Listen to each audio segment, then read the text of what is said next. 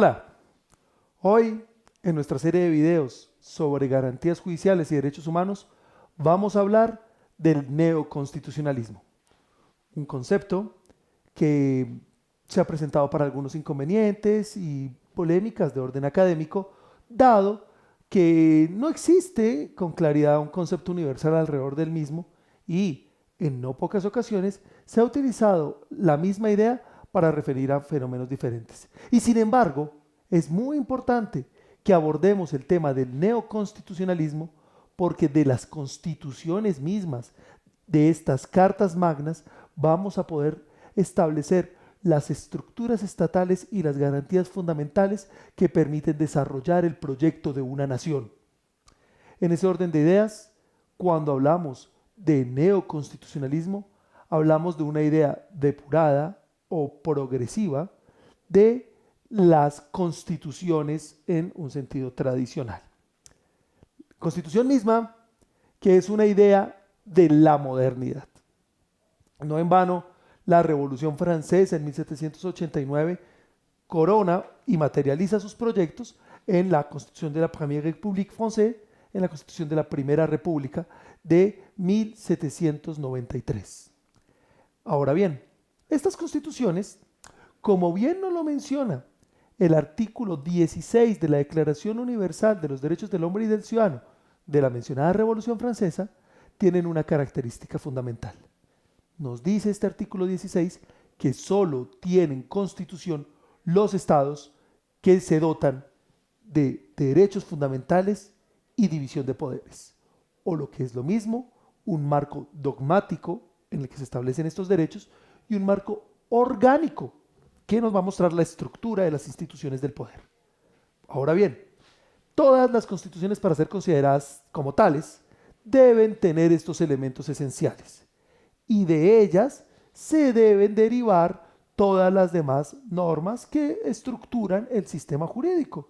Solo puede haber constitución, reitero, si hay una parte de reconocimiento de derechos y una parte de estructura y división del poder. Estos dos son los conocidos elementos esenciales de las constituciones, lo cual es bastante positivo, es un logro, es un avance dentro del pensamiento jurídico y que nos sirvió de base para sentar la idea del Estado de Derecho, aquella organización en la cual todos los individuos se encuentran sometidos al imperio de la ley y ninguno es soberano o superior a ella. Existe un error común que fluye en las facultades de derecho, donde se llega a decir que Estado de Derecho es un Estado regido por normas, lo cual es absolutamente falso. Cualquier organización social es una estructura normativa en algún punto, pero donde la norma es superior y ningún individuo es superior a ella, es un verdadero Estado de Derecho. ¿Cuál es el inconveniente? Que este Estado de Derecho es una estructura neutra axiológicamente. En ella, siempre que se respete el procedimiento formal que nos enseñan los positivistas, todo cabe. Cabe lo bueno, cabe lo malo.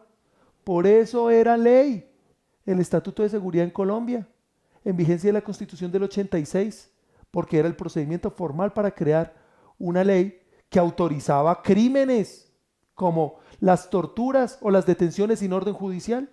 Por eso era ley en el Estado de Derecho el apartheid en Sudáfrica.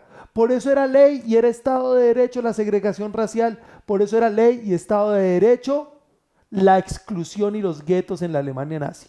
Porque la norma fue producida respecto de los criterios normativos formales, es decir, que sean producidas por el órgano competente conforme el trámite establecido. Si el Parlamento crea un estado de excepción o si el Führer declara la disolución del mismo bajo la amenaza invisible de un invasor externo, es válido, sin importar lo que diga la misma norma.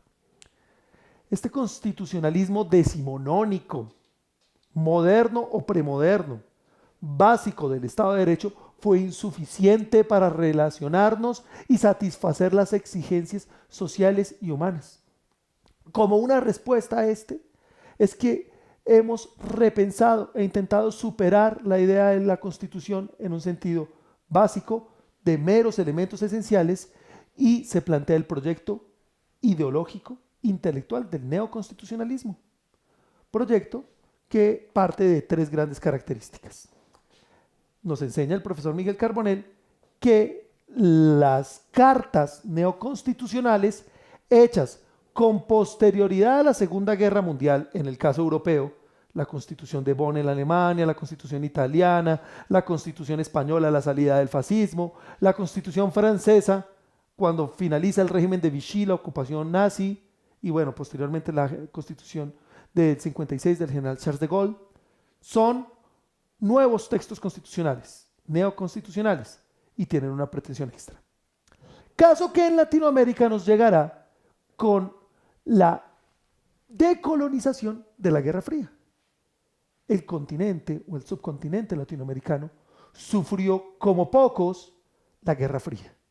Fue como patio de combate entre otras potencias que se establecieron acá dictaduras militares, subversión, escuadrones paramilitares, políticas de represión, de censura, de persecución de líderes políticos, para favorecer la balanza de los norteamericanos o de los soviéticos. Los crímenes que se vivieron con ocasión y promoción de la Guerra Fría fueron hechos al amparo de estos estados de derecho básicos y formales, como el mencionado Estatuto de Seguridad. Y cuando logramos en algún punto, si bien imperfecto, salir de ese fenómeno, tuvimos una nueva oleada de constituciones, del 88 en Brasil, del 91 en Colombia, en un acto de soberanía popular directa del fenómeno de la séptima papeleta, del 93 en Perú, posteriormente unos fenómenos de reconocimiento autóctono, como el caso ecuatoriano, el caso boliviano, las reformas constitucionales en Argentina, para incluir, entre otros fenómenos, la revocatoria de las leyes de punto final y de amnistía absoluta a los criminales de la dictadura, condenados por genocidio en cárceles comunes. Y este nuevo constitucionalismo universal y latinoamericano incluye tres características que bien nos enseña el profesor Miguel Carbonell. La primera, en un contexto, con lo que veníamos explicando, sobre los nuevos textos, ya que se trata de toda una oleada de cartas magnas realizadas con ocasión de fenómenos transicionales como el fin de la guerra o el fin de las dictaduras. Por eso se trata no solo de un entendimiento, de una aproximación diferente, sino de auténticas nuevas cartas constitucionales. La segunda característica es el nuevo enfoque teórico con el que se hace el acercamiento y la aproximación. No reduzcamos el constitucionalismo a la existencia de parte dogmática y parte orgánica, muy importante, sino que debemos abordar la misma desde nuevas dimensiones, sin olvidar las anteriores, sin olvidar las sólidas y valiosas reflexiones sobre el poder constituyente, los mecanismos procesales y sustanciales para la existencia de las normas constitucionales. Debemos ahora abordar nuevos elementos de la misma, en particular sus condiciones de interpretación y de argumentación. Como un tercer aspecto, finalmente, destacan los académicos que han abordado la materia el evidente activismo judicial. Este neoconstitucionalismo no se daría con la sola modificación de las cartas constitucionales, sino que debe darse a través de los procesos judiciales. Sin la tutela judicial efectiva de grandes fallos, de nada nos hubiese servido la Constitución del 91. Fallos tan sensibles como la crisis de derechos humanos en las cárceles, el abandono de millones de compatriotas en el desplazamiento forzado, la crisis de la salud, el fraude masivo con el que muchas personas perdieron su vivienda a través de la estafa del UPAC, fueron situaciones abordadas gracias a, no digamos un activismo judicial en el sentido subjetivo, sino de poderes judiciales que permiten responder a las reclamaciones sociales. Y esas son las características que han dejado en evidencia un fenómeno de lo que se llamó neoconstitucionalismo o una versión progresiva del constitucionalismo, lo que también definía muy acertadamente el profesor Carlos López Cadena como el paradigma constitucional o lo que es la Constitución en el Estado Social de Derecho. Pues bien, el fenómeno del neoconstitucionalismo que veníamos explicando implica, y como consecuencia del mismo, trae lo que definiese el profesor Paolo Comanducci como la constitucionalización del derecho, una consecuencia de la implementación de ese dogma neoconstitucional en el Estado Social de Derecho. Será, por lo tanto, que hemos constitucionalizado el derecho, por ruptura de la idea tradicional del derecho legalista. No será entonces la ley la fuente prioritaria del derecho, sino será la Constitución. De ella derivaremos la ley, los decretos, los actos administrativos específicos, las resoluciones, los reglamentos, los contratos y en general todas las formas de convivencia ciudadana. El profesor Comanducci plantea que son 7 las grandes características que permiten todas en su conjunto valorar la existencia o no de una constitucionalización del derecho, las cuales son, a saber, la rigidez constitucional, la garantía jurisdiccional de los mandatos superiores, la fuerza vinculante de la Carta Magna, la sobreinterpretación de los derechos contenidos en la misma, la aplicación directa de las normas supremas o constitucionales, la interpretación conforme las leyes y finalmente como séptima, la influencia de las relaciones sociales. Respecto de la primera característica, la rigidez constitucional, debemos insistir que era a la que se refería el autor Bryce sobre la distinción entre constituciones rígidas y flexibles. Una constitución será más rígida mientras más difícil sea su procedimiento de reforma y será más flexible mientras el mismo sea lo más sencillo. Claro que un elemento natural de las constituciones es que las mismas sean rígidas. Sin rigidez no hay supremacía constitucional. Si es igual de fácil hacer una ley de la República que una reforma constitucional, estarán al mismo nivel en el sentido práctico. Por lo tanto, este elemento natural, que lo entenderemos implícito en las constituciones, nos permite garantizar la supremacía de las mismas. Hay muchos mecanismos de rigidez. La rigidez procedimental, que establece trámites más agravados, más exigentes en sesiones, tiempo de debate, número de votos para las reformas constitucionales que para las demás normas. Un segundo elemento o forma de la rigidez va a ser el del límite lógico. Un límite lógico quiere decir que no puede reformarse el procedimiento de reforma. Al menos en el procedimiento de reforma, como el mismo no puede ser modificado, porque estaría usted modificando el modificante, sería una contradicción lógica, pues encontramos otro elemento de la rigidez. Y finalmente también hay rigideces explícitas, límites claros dentro de la Constitución misma. Las famosas cláusulas pétreas. Por ejemplo, en Alemania, los derechos fundamentales no son modificables. La forma republicana no lo es en la Constitución italiana. Así que tenemos auténticas cláusulas inmodificables. En algunos casos, como el caso colombiano, vamos a tener ideas, no cláusulas inmodificables. Son elementos transversales que definen la idea misma de Constitución y que no pueden ser modificados. Son riesgo de, en vez de reformar la Constitución, sustituirla. La teoría de la sustitución de la Constitución nos permite evaluar que no todo es posible dentro de una reforma constitucional. Y esta es una garantía de rigidez y por lo tanto de constitucionalización de todo el derecho, incluso del trámite constitucional. Pero debemos insistir una cosa, la flexibilidad también es importante dentro de las constituciones. Si la constitución es absoluta o demasiado rígida, no va a permitir que la misma se adapte a los cambios sociales o a las exigencias políticas, y en vez de reformarla, ajustarla o acomodarla, va a existir la tentación de revocarla. La flexibilidad también es una herramienta para garantizar mecanismos de supervivencia de la Constitución misma. De esa dualidad entre rigidez y flexibilidad podremos encontrar el punto adecuado del equilibrio para la permanencia, la estabilidad y la adaptabilidad de la Constitución como un elemento natural de la misma. Muy bien. El segundo elemento es la garantía jurisdiccional. Planteaba Charles Eisman que de nada sirve, esto es evidente, tener una norma sin un mecanismo que garantice su incumplimiento. Lo que se llama tutela judicial efectiva.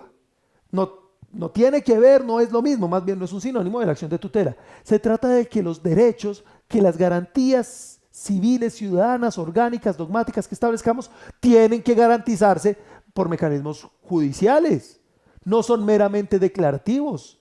Si se desacata un mandato supremo, tienen que existir mecanismos para que se castigue, se sancione, y recordemos que en derecho sanción es premio y castigo, el desacato de los mandatos constitucionales.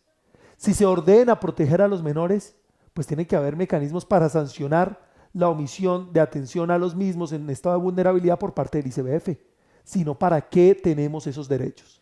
Esta tutela judicial efectiva es la garantía de existencia jurisdiccional para que sean reales los mandatos de la Constitución. Y en ese orden de ideas, pues nos vamos a encontrar ante la necesidad de la estructuración del diseño orgánico de una jurisdicción constitucional. ¿Cuál es nuestra jurisdicción constitucional en el caso colombiano? Bueno, en materia del control normativo, es decir, para verificar si las normas respetan o no los mandatos constitucionales, tenemos un control concentrado por parte de la Corte Constitucional y un control difuso por parte de los jueces de tutela que también son jurisdicción constitucional. Al punto que bien sintetizaba el profesor Javier Tobo, la jurisdicción constitucional está compuesta de la Corte Constitucional y los jueces de tutela, estos últimos desde el punto de vista funcional, pero no orgánico. Todo esto sumado es el control de constitucionalidad. A través de él vamos a impedir que se desvíen las actuaciones públicas, las conductas y las normas de los imperativos consagrados en la Constitución.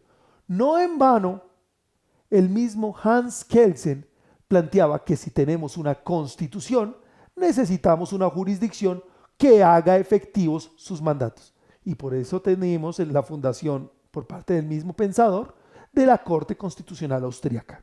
En el caso colombiano, la Corte Constitucional, a través de los múltiples mecanismos del control de constitucionalidad, como la acción pública de inconstitucionalidad, el control previo y directo de tratados internacionales o de leyes estatutarias, el control automático contra los decretos que declaran estados de excepción, artículo 212 a 215 de la Constitución, o más bien la posibilidad de evaluar la constitucionalidad de las normas que sean objetadas por inconstitucionales por el presidente de la República, pues ha permitido la unidad del sistema jurídico y sancionar con la inexequibilidad, es decir, la pérdida de valor normativo, las normas que sean inconstitucionales, es decir, que contravengan los mandatos superiores. Por eso se insiste que la inexequibilidad es la sanción y la inconstitucionalidad el fenómeno. Pero no solo eso, también el control sobre conductas ha permitido a través de las conocidas acciones de tutela popular, de cumplimiento, de grupo, amparar efectivamente los derechos. De nada nos sirve declarar el derecho ambiental si no tenemos efectivas acciones populares para condenar, como en el caso del páramo de Pisba, que se autorizaran explotaciones mineras en un perjuicio ambiental irremediable. De nada sirve el derecho a la libertad sin una acción como el habeas corpus para liberar a quien es privado injustamente de la libertad en un proceso extremadamente eficiente. Y compartamos una impresión personal, la cantidad de fallos de tutela miden nuestra incapacidad como sociedad para proteger los derechos, pero al mismo tiempo miden la necesidad de reivindicación de los mismos. Cada condena en una acción constitucional es una sanción efectiva en reivindicación de un derecho fundamental.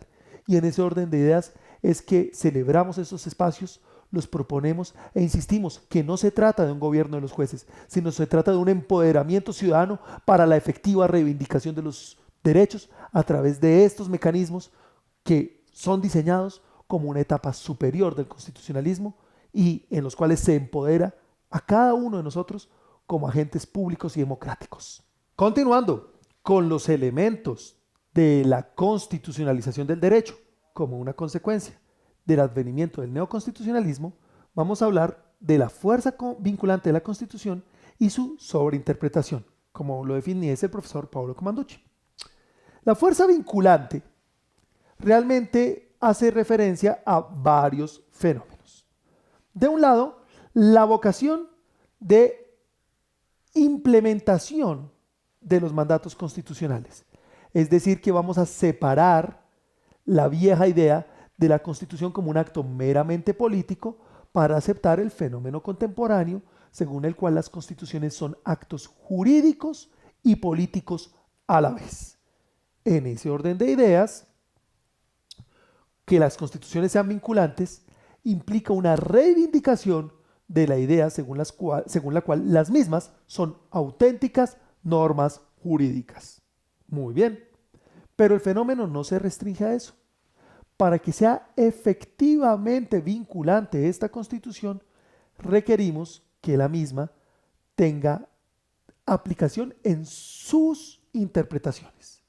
Por eso este fenómeno, que parecería fútil o evidente, ha adquirido una gran dimensión a través de la mutación de la interpretación del artículo 230 de la Constitución, que cambió nuestras fuentes del derecho.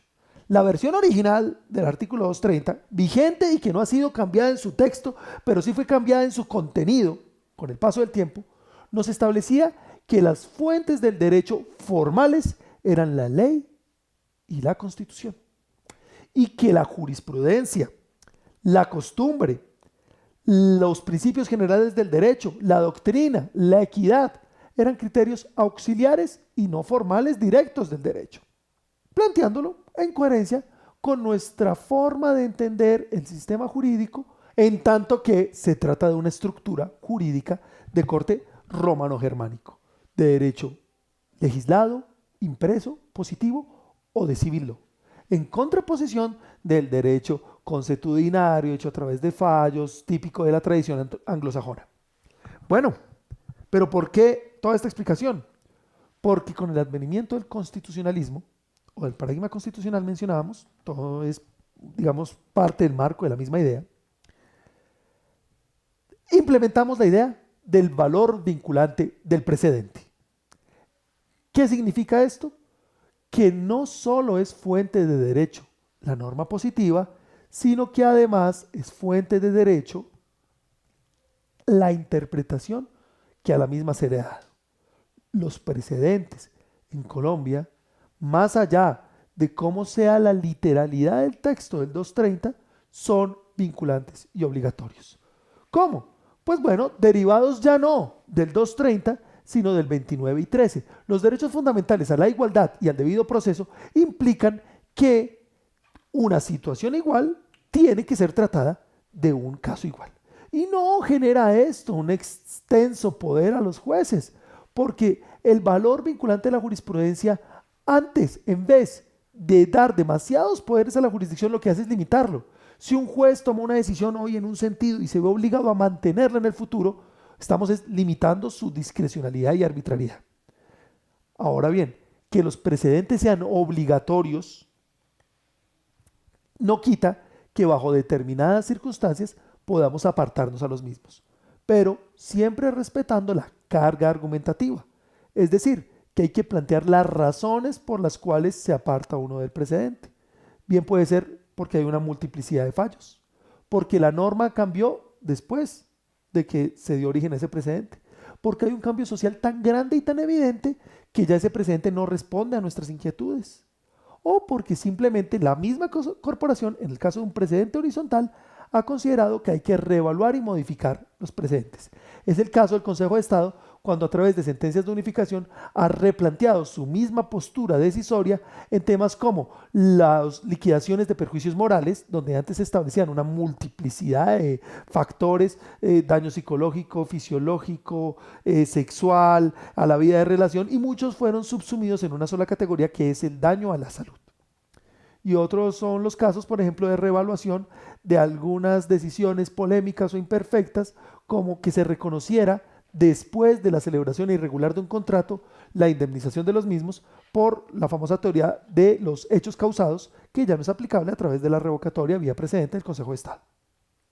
Insistimos, los precedentes son obligatorios y traducen la fuerza vinculante de la Constitución. Por los mismos es que podemos unificar el sistema a nivel nacional.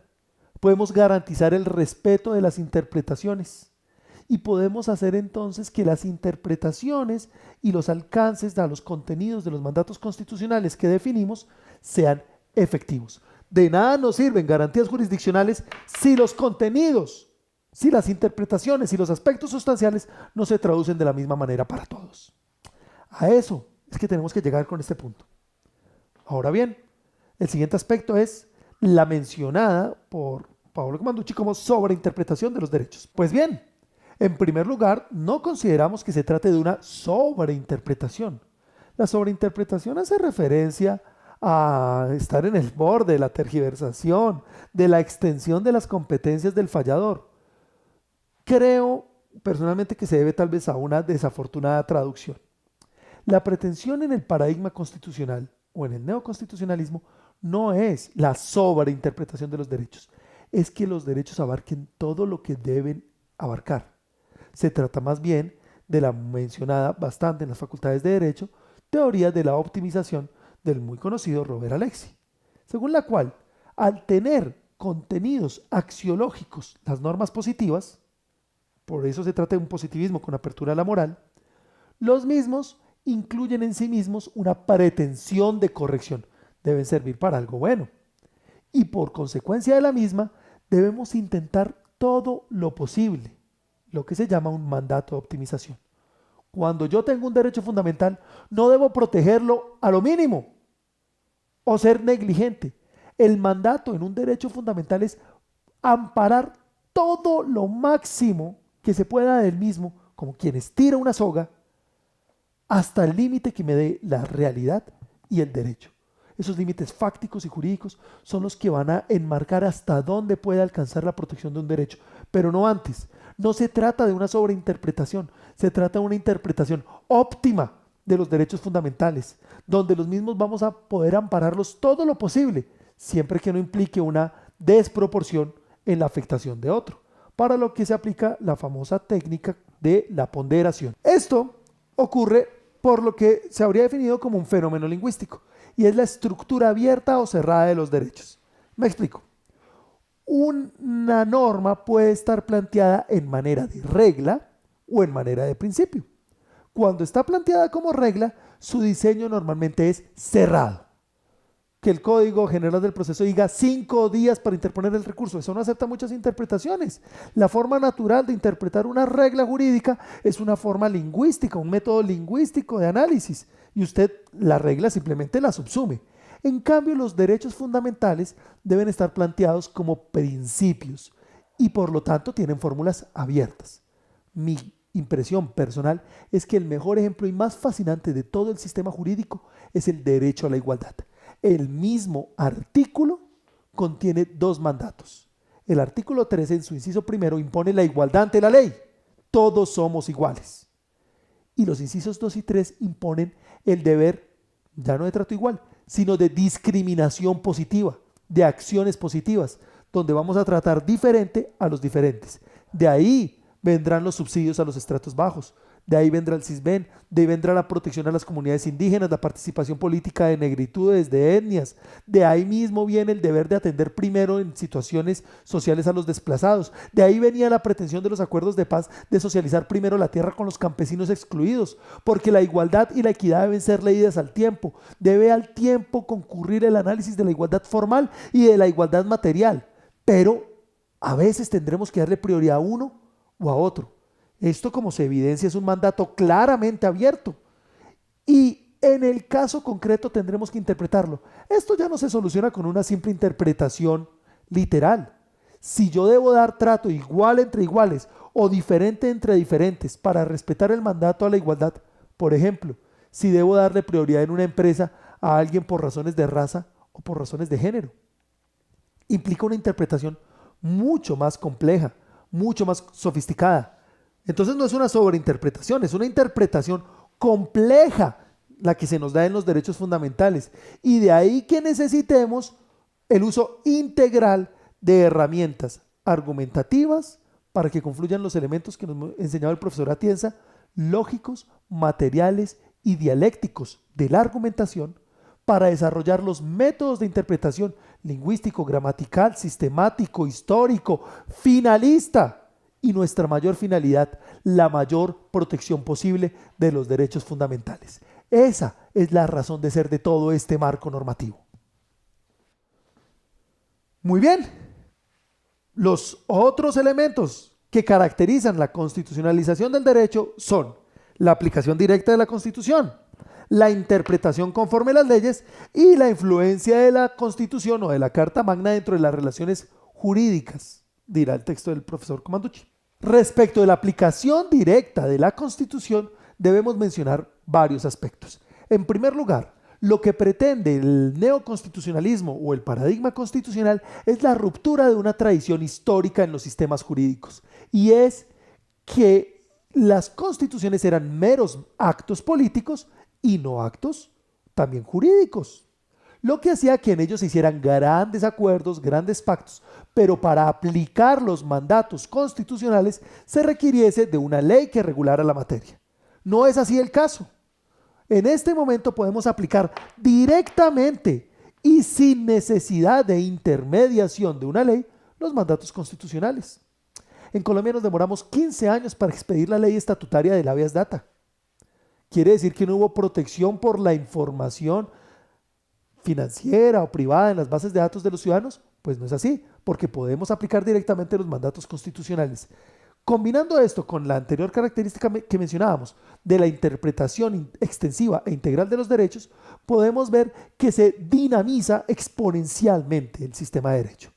Es que esto debemos leerlo en conjunto, que existe una garantía de control de constitucionalidad que genera precedentes con una interpretación extensiva a través de la aplicación directa de los mandatos constitucionales, hace que la vida dinámica de la sociedad viva en la Constitución.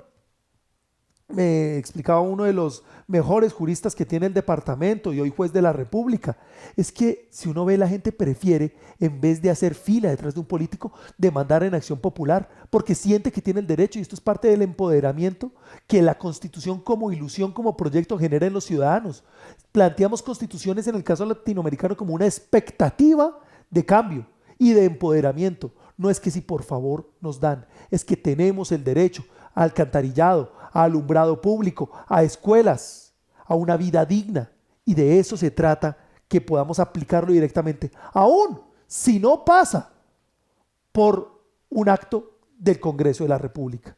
Más en nuestro contexto de desconfianza de las instituciones políticas y en particular el descalabro que ha sido el ejercicio del Congreso.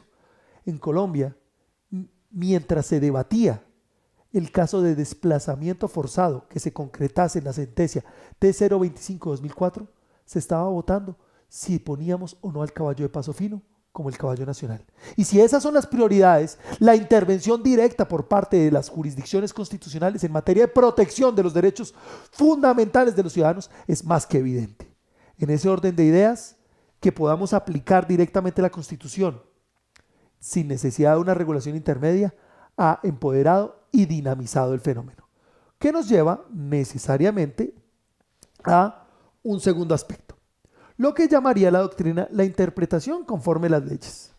En primer lugar, parece que es otro de estos inconvenientes mencionados de error de traducción, porque realmente lo que debemos hablar es de la interpretación de las leyes conforme a la Constitución. ¿Cómo es este fenómeno? Bueno, en primer lugar, no lo debemos restringir a las leyes, debemos aplicarlo a todas las normas. Leyes, reglamentos, contratos deben ser interpretados y aplicados para ser considerados jurídicos conforme a la Constitución. Y un primer ejemplo.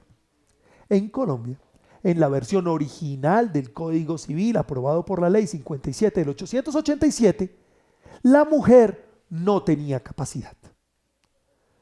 Era un incapaz relativo, que solo podía contratar a través del padre o del marido una vez casada. El no tener capacidad era una forma frontal de exclusión y de segregación. Al no poder ser capaz, no podía contratar, y el no contratar lo excluye a uno de todas las dinámicas sociales. El trabajo, el estudio, el matrimonio son contratos, y si no podía hacerlos, queda excluida de todas las dinámicas sociales. En ese orden de ideas, muchos apartes del Código Civil siguen vigentes al mencionar a la capacidad solo para los hombres. Pero si yo voy a aplicar esa ley en este momento, sería una ley evidentemente inconstitucional. No hay forma que yo la aplique y que la ley siga vigente. Bueno, pues la Corte y los tribunales constitucionales se encuentran acá ante un predicamento. Y es que, en primer lugar, como legislador negativo que es la Corte Constitucional, debería entonces declarar inexequible y excluir del sistema jurídico esta norma. Pero nos quedamos sin normas. Y debe haber un principio de conservación del derecho para que el sistema siga andando, para no traumatizar el mismo.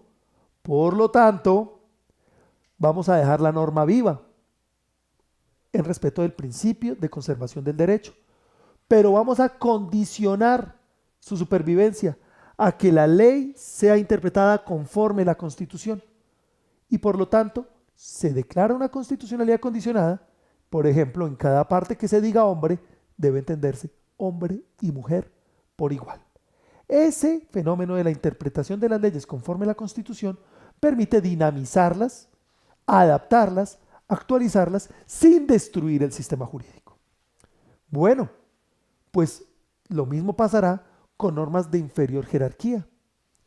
En otros sistemas de constituciones meramente formales se tenían espacios vedados al derecho, como decir que en determinados espacios castrenses la Constitución no aplicaba, o en determinados conventos, o en los colegios. Ese fenómeno de zonas de exclusión del derecho es absolutamente dañino.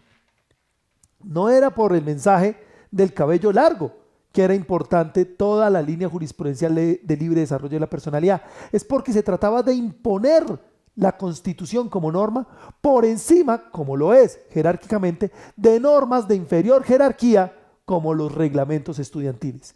Y el reglamento estudiantil, el contrato interpartes, la alienación de derechos con una entidad financiera o un estatuto de propiedad horizontal de un conjunto son normas, pero solo pueden existir si son constitucionales. Por eso uno de los proyectos fundamentales de un tribunal constitucional es desarrollar e imponer el pensamiento para que irradie todo el sistema jurídico.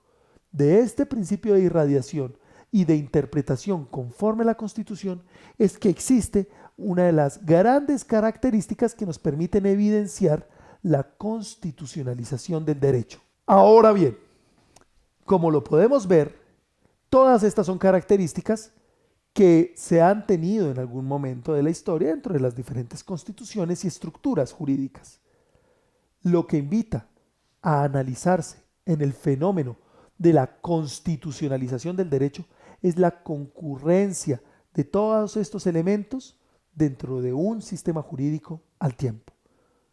Y me reitero e insisto en la rigidez constitucional como procedimientos agravados de reforma, en la existencia de un control de constitucionalidad para que haya una tutela judicial efectiva de los mandatos constitucionales, en la fuerza vinculante de la Constitución y de los precedentes que se derivan de la misma, en la existencia de una interpretación integral y extensiva de los mandatos para que se apliquen directamente sin necesidad de normas que los regulen, a través de un poder extensivo de irradiación del sistema que hace que todas las normas deban ser interpretadas conforme a la Constitución. Todos estos elementos en conjunto nos llevan a la gran conclusión 7, que es cómo las constituciones se han vuelto un eje central de las relaciones jurídicas, pero además sociales y políticas. Bien nos enseñaba el magistrado Sierra Porto. Hoy hay más marchas ante la Corte Constitucional que ante el Congreso de la República. No está mal hacer a un tribunal constitucional un actor neurálgico dentro de una democracia, dentro de los factores políticos. Ese fenómeno nos ha garantizado que las constituciones brillen, sobresalgan.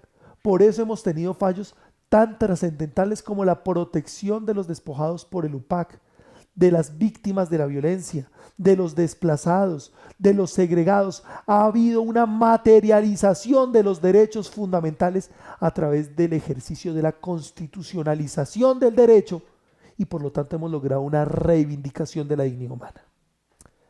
Esto no es impedimento para que en otros aspectos fortalezcamos también el quehacer político y democrático.